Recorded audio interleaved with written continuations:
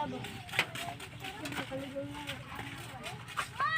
afternoon mga lods. Dito ako ngayon sa Barangay Sangayat mga lods. Bibidyohin ko lang itong isla na to mga lods.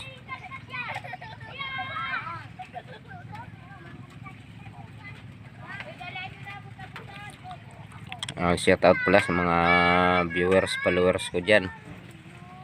Papalo nyo naman sa mga video ko.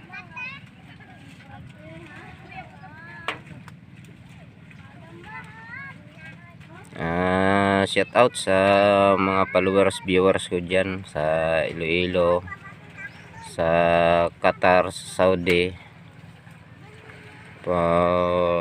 saka sa Bacolod na mga followers ko. Shout out sa inyo.